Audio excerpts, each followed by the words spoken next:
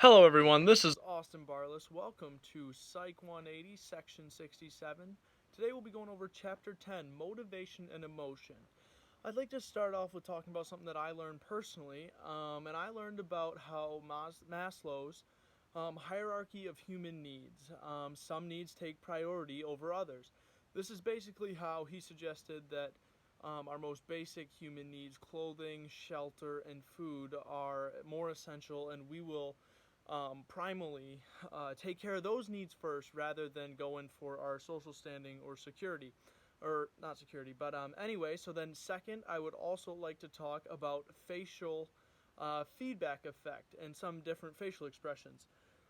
I'd like to start by talking about how the facial feedback effect is when our facial muscles starts to trigger corresponding feelings such as fear, anger, or happiness, joy, and this is very prevalent. A couple examples that I thought of anyway, and that I would run into in my everyday life, are babies when they eat something they don't like. I think we've all seen those videos of them spitting it out, or I know from our lecture, they lift their upper lip up. I thought that was kind of interesting. I think that's funny and something that we see every day. We kind of get a kick out of it when we see it. But also how people get scared at haunted houses. Teenagers, adults, all of just about everyone who goes into a haunted house has that moment. Their eyebrows go up, their mouth opens. They kind of protect themselves. All right, and now I would also like to kind of go into why this chapter was pertinent to me, and that would be because it gives me the basic knowledge of how our minds prioritize our most basic needs.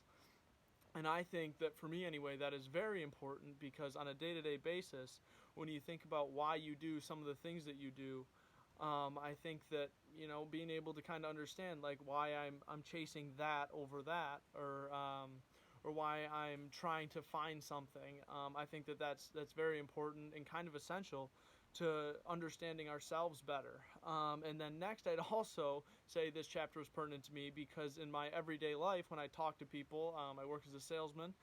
I use it, and I notice people's different facial expressions and facial cues, and I think that that's very important. When you're trying to make a sale, you need to be able to see and read their nonverbal cues, and facial expressions is one of those things where you're not really able to know what they're thinking sometimes, and being able to look at them and see a smile, or kind of like a worried look on their face, that kind of helps you there. I think that this chapter was also kind of deeper and had more important lessons than just kind of babies and stuff like that.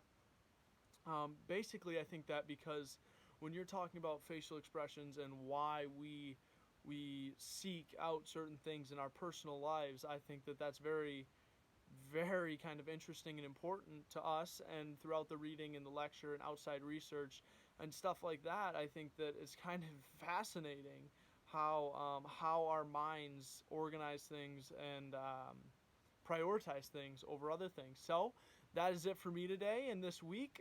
Thank you guys very much. Have a great week, and I'll see you next week. Bye.